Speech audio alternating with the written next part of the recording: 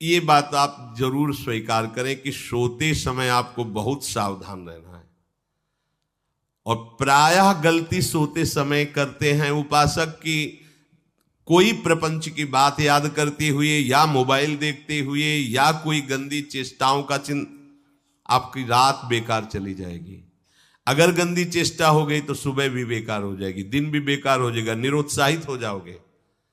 सोते समय आपको समय नहीं देना व्यर्थ चिंतन का। उसी समय विषय चिंतन होता है, उसी समय विषय भोग की आकांक्षा जागृत होती, उसी समय विषय देखने की इच्छा होती। मोबाइल है तो जिस समय आप अपनी शैया पर जाएं स्विच ऑफ कर दें।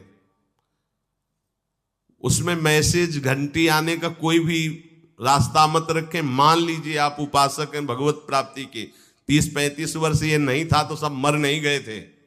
और बोले इमरजेंसी, जब इसकी 30-35 वर्ष से पहले इसकी कोई रचना नहीं थी, मुझे लगता है, क्योंकि 30-35 वर्ष में ही इसका विस्तार देखा है। नहीं तो कभी किसी के पास मोबाइल नहीं। कोई बड़े अधिकारी तो इतना बड़ा वो, इतना बड़ा वाला वो ऐसे रखते थे। नहीं तो मोबाइल तो हमें लगता है 30-35 वर्ष। तो फिर इमरजेंसी कैसे चलती थी? कैसे चलती थी इमरजेंसी? और आप ब्रह्मा हो क्या कि इमरजेंसी संभाल लोगे? स्विच ऑफ करो। जो सब इमरजेंसी संभालने के लिए तैयार, रात दिन न सोता है, वो हर समय जागृत रहता है, वो हमारा आराध्य देव है। स्विच ऑफ करो, चिंतन लगाओ श्री जी का।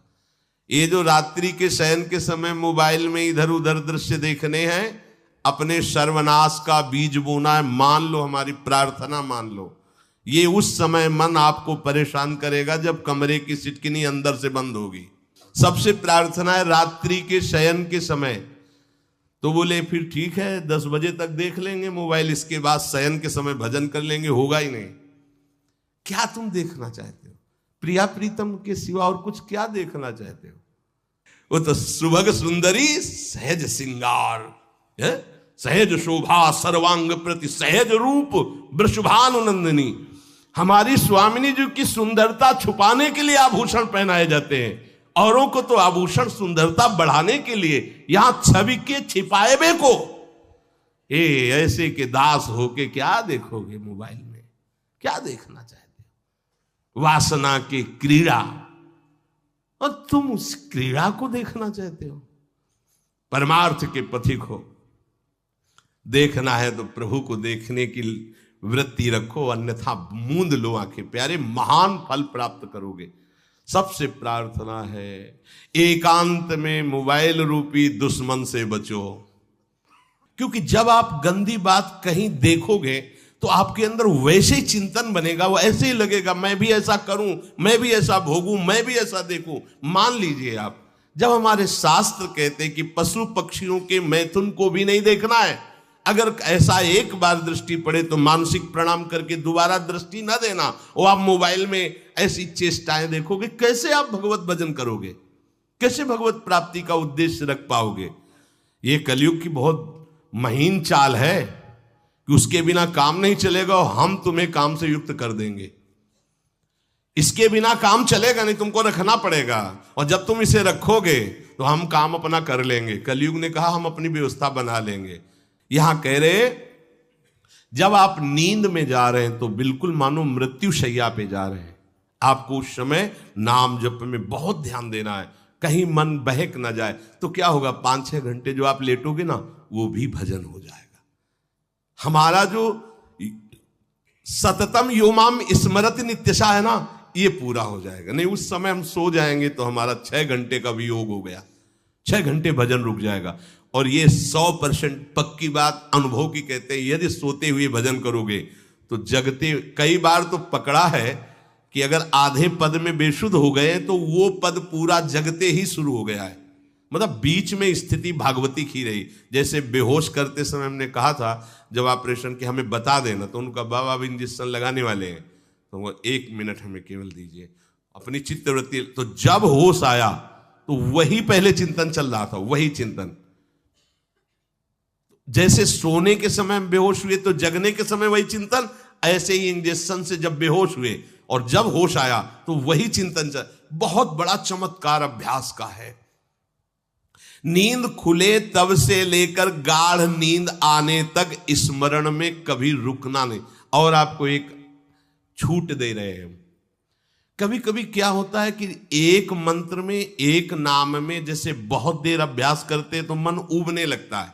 इसका स्वभाव है, ये अनुभव की बातें कहते हैं। इसका स्वभाव है नवम नवम, नहीं तो ये मतलब, तो इसको हम लोगों ने कैसे फंसाया है। जैसे गुरु मंत्र जप रहे, अब 2-3 घंटे लगातार गुरु मंत्र जप, अब इसको उबन बढ़ी, अब ये छोड़ रहा है, बीच बीच में पता चलता है छोड़ना चाहता है, छोड़ रहा है, तुरंत इसको नाम में फंसाया। अब थोड़ी देर नाम में चला, फिर उब रहा है, बहुत विचित्र है ये। अब उसको फंसा दिया। उस पीछे की बात अभ्यास के समय, नमामि शमीशान निर्वाण रूपम विभुम व्यापकम ब्रह्मवेद स्वरूपम। चिंतन, पदगान कर रहे, ये भगवान शिव पदगान कर रहे हैं और उसका चिंतन, निर्वाण रूपम विभुम व्यापकम ब्रह्मवेद स्वरूपम। अब अपने यहां अवसर है, सुंदर सुंदर कोई पद गुरु मंत्र जब करते हुए मन जब उबने लगे, राधा वल्लभ श्री हरिवंश, राधा वल्लभ श्री हरिवंश, राधा वल्लभ श्री हरिवंश, इसमें भी उबने लगे, शुरू कर, जोई जोई प्यारो करे सोई मोही भावे, भावे मोही जोई, इसमें भी उबले लगे। सुधा निधि का कोई एक लाइन ले लो, ब्रह्मेश्वरादि सुदुरूह पदारविंद श्रीमत् पराग परमाद्भुत वैभव, ब्रह्मेश्वरादि सुदुरूह छोड़ना नहीं है, तू भाग में नवम नवम दे रहा हूं, नवम नवम। इसको फंसाने के लिए आपके पास अस्त्र हो, जैसे यहां चाकू, यहां पिस्तौल, तलवार, ये वो सब बिल्कुल वीर सजा रहता है, ऐसे ही अपने लोग सजे रहते। छोटा राधा, अब उन्होंने एकदम चिपक गया आके तो कैसे मारे, तो छोटी चाकू है ना वैसे, राधा राधा राधा, थोड़ा दूरी राधा वल्लभ श्री हरिवंश, थोड़ा और दूरी गुरु मंत्र, बड़े बड़े अस्त्र अपने पास रख ले, बहुत भाग रहा है तो फंसा दिया। प्रथम यथावति प्रणव श्री, अब लग पूरा पदगा, पूरा पदगा उसमें लग, प्रथम यथामति प्रणव। भोजन पाते समय ऐसा अभ्यास किया है, 1 घंटा के पहले भोजन नहीं होता, चाहे 2 रोटी पाना हो, समय लगता है भोजन, आराम, एक एक नाम, एक एक, कुछ भी हल्ला मचाओ, कोई फर्क नहीं पड़ेगा, अपना चलेगा।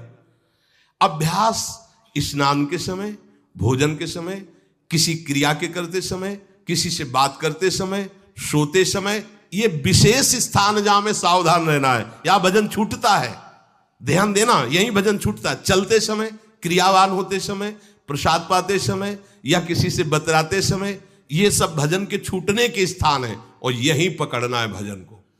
जब आपको बिल्कुल न लगे तो मानसिक सब बंद कर दो और गुनगुनाने लगो, जो धुनी आपको अच्छी लगे उसी में नाम, कोई नाम लेके, संसार का चिंतन न होने पावे, चाहे जो कुछ तुम जहां तुम्हारा मन आवे, गंगावरी गोदावरी कुछ भी, भागवतिक चिंतन के सिवा संसार के चिंतन न होने पाए। पहले ऐसे अनन्य बनो, फिर बाद में अनन्यता आती, रसना कटो जो अनरट। हाँ भी विषय चिंतन कर रहे हैं, प्रपंच कर रहे हैं, बोले रसना कटो जो अनरटो, और नहीं बोल सकते, प्रपंच बोलेंगे बस, रसना कटो, ये शब्द वहां नहीं आते।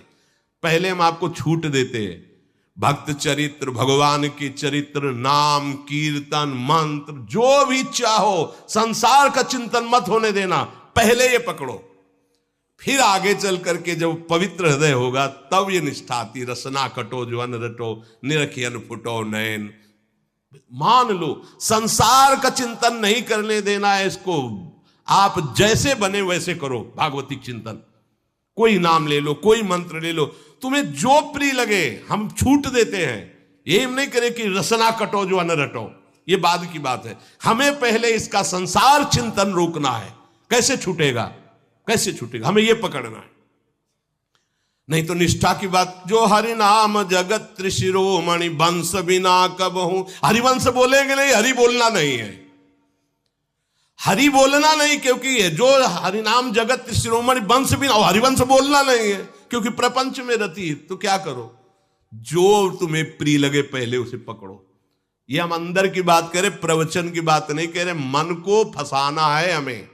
राम कृष्ण हरि जहां लगे इसको लगाओ, पहले इसको फंसाओ, संसार का चिंतन न होने दे। गीता भागवत भक्त चरित्र कुछ भी कहीं भी इसे फंसाओ, पहले संसार का चिंतन न होने दो, फिर लाओ इसको घुमा के निकुंज वाटिका में।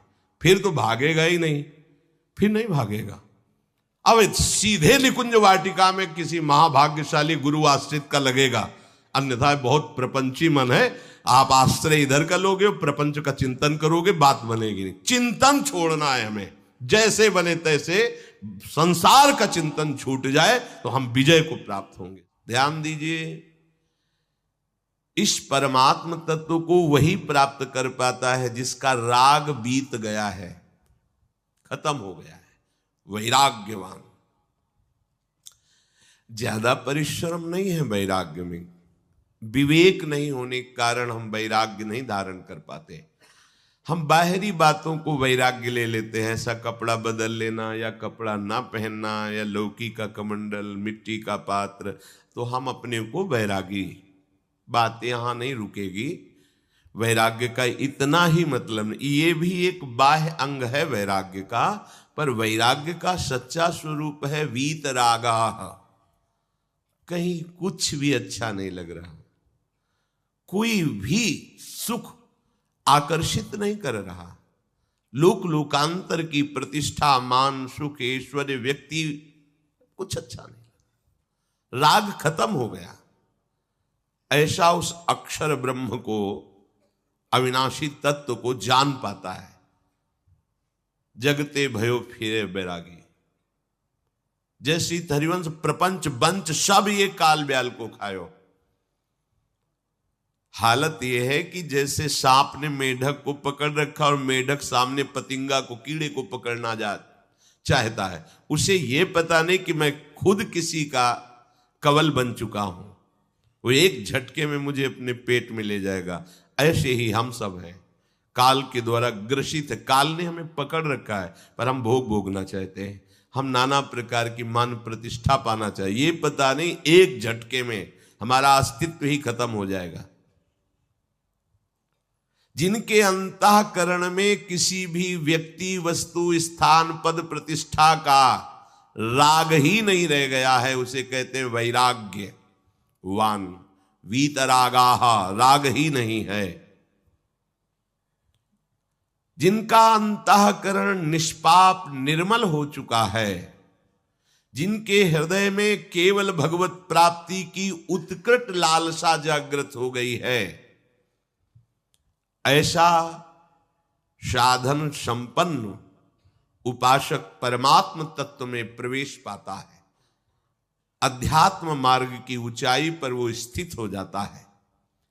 यदि छंतु ब्रह्मचर्यम चरंती, जिनकी इच्छा एकमात्र भगवत प्राप्ति की है, यदि छंतो, तो उनको क्या करना होगा? ब्रह्मचर्यम चरंती, ब्रह्मचर्य का पालन करना होगा। प्रत्येक इंद्रियों का निर्विषय हो जाना वास्तविक ब्रह्मचर्य है। केवल जनेंद्रिय से ही ब्रह्मचर्य को नहीं लेते। हमारी प्रत्येक इंद्रिय भोगों से रहित होकर भगवत अनुराग में, नेत्र प्रभु को देखना चाहते हैं, त्वगेंद्री प्रभु को स्पर्श करना चाहती है, घ्राणेंद्री प्रभु के श्री अंग की गंध पाना चाहती है, श्रवणेंद्री प्रभु के वचन सुनना चाहती है। एक एक इंद्रिय अपने प्रभु में लग गई, अंतर्मुख हो गई, बाहर विषयों का त्याग हो गया। इसे ब्रह्मचर्य कहते हैं। पर प्रारंभिक ब्रह्मचर्य में जनेंद्रिय का ब्रह्मचर्य अत्यंत आवश्यक है। यदि जनेंद्रिय जन्य व्यभिचार दोष से युक्त है तो कदापि उसे भगवत प्राप्ति नहीं हो सकती। शुभ गति व्यभिचारी शुभ गति चाहे, असंभव। और भगवत मार्ग में सबसे बड़ा दुश्मन यही व्यभिचार दोष है, काम। इसी से हमारा हृदय मलिन होता रहता है, अंधा बटे और पड़ा चबाए वाली दशा रहती है। हमें 50 वर्ष हो गए। अरे 50 जन्म हो जाए, तुम व्यभिचार करो, गंदी बातें करो, गंदे चिंतन करो, सो समय व्यतीत कर, अनंत जन्म व्यतीत हो गए, भगवत प्राप्ति हुई क्या? 50 वर्ष से भगवत प्राप्ति हो जाएगी क्या? 5 मिनट काफी है भगवत प्राप्ति में, एक बार नाम काफी है। वो स्थिति तो लाओ। बार बार बहिर्मुख वृत्तियों के द्वारा विषयों में सुख बुद्धि कर लेने से हमारा सारा का सारा अध्यात्म चिंतन बदलता रहता है, इसलिए लाभ नहीं मिल पाता, एक रस चिंतन नहीं रह पाता। बार बार विक्षेपी विषय करते रहते हो, हम सहते रहते हैं और भोगते रहते हैं। एक बार तो हिम्मत करके उठो, अब लो नशानी अब ना नशई हो, एक बार तो दृढ़ बनो। बस मन के अनुकूल चलने की बात को तुम्हें रोकना होगा, तभी तुम्हारे अंदर यदि क्षंतो, ऐसी इच्छा जागृत होगी। पक्का पक्का ऐसा ही है, जब हम किसी विषय के वेग को सहते हैं, विषय नहीं भोगते हैं, तो मन बहुत जलाता है। उस जलन में फिर एक ही बात होती है, बस भगवत प्राप्ति हो जाए, झंझट खत्म हो जाए। कब तक हम इसमें चलेंगे? एक बार भगवत, वो जलन हमको भगवत प्राप्ति की इच्छा प्रकट करती है। अपने लोग क्या करते हैं, जलन को मिटाने की कोशिश करने लगते हैं, तो भगवत प्राप्ति की इच्छा क्या, भोग प्राप्ति की तृष्णा जागृत हो जाती है। भोगे हुए भोगों को बार बार भोगने की इच्छा का नाम तृष्णा है। बाहर और भीतर से कोई सहयोगी नहीं, जल रहा है उपासक, तब रास्ता निकलता है भगवत प्राप्ति का, तब इच्छा प्रकट होती। अब नहीं, बहुत जल लिया, अब तो केवल प्रियाजू के समीप जाना है, अब तो प्रभु के सानिध्य में रहना है, नहीं इन भोगों की जलन में जलना है। पर यहां तक पहुंचने के लिए जलना होगा, तभी लिखा सहित सहित बाढ़ है भगति तास्तिति क्षस्व भारत, क्योंकि आगमा पाइनो अनित्यास, ये नाशवान काम क्रोध आदि तुम्हें प्रेरित करेंगे, तुम इनके वेगों को सह जाओ। ये स्थायी नहीं है, आगमा पाइनो है, आने जाने वाले हैं, और ये सहन करने से नष्ट होते हैं, भोगने से बढ़ते हैं। यदि क्षंतो, अगर भगवत प्राप्ति की इच्छा है तो ब्रह्मचर्यम चरंती, ब्रह्मचर्य का पालन करना ही होगा, इसमें कोई गुंजाइश नहीं, क्योंकि आप चल ही नहीं सकते। ध्यान से सुन लो, ये मनोरंजन का मार्ग नहीं है, इसमें मन ही मार तनहारिक वृंदावन में गाज, इसमें मन मारना होगा। प्रायः ये मन को दुलार करने वाले लोग कभी भाग्य से सत्संग में भी आ जाते हैं, कभी श्री विग्रह के दर्शन करने भी मंदिर पहुंच जाते हैं, कभी तीर्थ याटन भी करते हैं, पर इनका कोई लक्ष्य नहीं होता। आज सुन लिया सत्संग, बढ़िया है, लक्ष्य नहीं होता। यहां लक्ष्य वालों की बात हो रही। यदि क्षंतो, यदि तुम्हारी ऐसी इच्छा जागृत हो रही किसी जन्म में भगवत प्राप्ति करनी, तो ब्रह्मचर्यम चरंती, आप सच्ची मानिए, जिसके निकालने में तुमको सुख की अनुभूति हो रही, उसको रोकने में कितनी सुख की अनुभूति होगी। उन्मत्त हो जाओगे, बहुत जल्दी आपके सारे के सारे करण भगवदाकार होने लगेंगे यदि आप ब्रह्मचर्य का पालन करेंगे। शरीर स्वस्थ, हल्का, मन प्रसन्न, नींद आदि पर विजय, कितने गुण ही गुण। और ब्रह्मचर्यहीन आलस्य, प्रमाद, भोगों का चिंतन, मन का डिप्रेशन में पहुंचना, कमर में दर्द, टांगों में दर्द, सर में दर्द, घबराहट होना, बिना किसी कारण के मन भयभीत हो रहा है, भोजन अपच हो रहा है, बिना किसी प्रक्रिया के वीर नाश हो रहा है, बिना किसी प्रक्रिया के। काहे को मृत्यु स्वयं स्वीकार कर रहे हो, ये मृत्यु है। चाहे भगवान दत्तात्रेय जी बोल रहे हैं या भगवान कपिल देव जी बोल रहे हो, जब उपासक को संबोधन करते हैं भगवत प्राप्ति के लिए, तो कहते हैं कि इस भोग वृत्ति को साक्षात मृत्यु रूप देखो, ये मृत्यु है तुम्हारी। जब शरीर राग त्यागना है तो तुम शरीर से भोग भोगोगे तो आसक्ति शरीर की पुष्ट होगी, आसक्ति भोग सुख की पुष्ट होगी, है नहीं। कितने दिन शरीर रहेगा, कितने दिन भोग रहेंगे। विचारवान बनो, ब्रह्मचर्यम चरंती, ब्रह्मचर्य का पालन करो। उपासक जो ब्रह्मचारी होता है उसका खिला हुआ चेहरा रहता है, जैसे कमल खिला हुआ, बिना किसी कारण के उसकी मुख मुद्रा में प्रसन्नता होती है। जो ब्रह्मचर्यहीन होता है बुझा हुआ चेहरा होता है, तेजहीन, बिना किसी कारण के वो शोकग्रस्त लगता है। बैठा है, आपको लग रहा है शांत है, लेकिन आप चेहरे को देखो, वो एक शोकग्रस्त है, कुम्हलाया हुआ चेहरा, अशांत चेहरा। मुख प्रसन्न, तन तेज विराजा, यह है ब्रह्मचर्यम चरंती, भगवत आराधन संपन्न उपासक का। जैसे आग में पैर रखते हुए कोई चले तो कैसे चलेगा, ऐसे ही ब्रह्मचारी की पहचान है। इतनी स्फूर्ति उसके अंदर होती, जैसे आग में चलने वाला पूरा पैर नहीं रख पाएगा, अगला कदम रख देगा क्योंकि ताप लग रहा है, ऐसे उसकी स्फूर्ति होती पैरों में। उसकी आंखें एकाग्र रहती है, चंचलता इधर उधर या बार बार झपकना यह विषयी पुरुष का लक्षण है। बार बार पलक झपकना यह विषयी पुरुष का लक्षण है। इधर उधर ताक झांक, चंचलता, ऐसा बैठे तिनका तोड़ रहा है, पैर हिला, ये सब विषयी पुरुष के लक्षण है। ये तो बिल्कुल साधारण स्पष्ट दिखाई देता है आदमी विषयी है या ब्रह्मचारी, एक सेकंड में लक्षण होते हैं। आपको जब भगवत मार्ग का अवसर मिला है तो गृहस्थ हो, संतान हो गई, ब्रह्मचर्य से रहो। नहीं चाहिए संतान तो भ्रूण हत्या, गर्भ हत्या जैसे महापाप करने की क्या जरूरत है।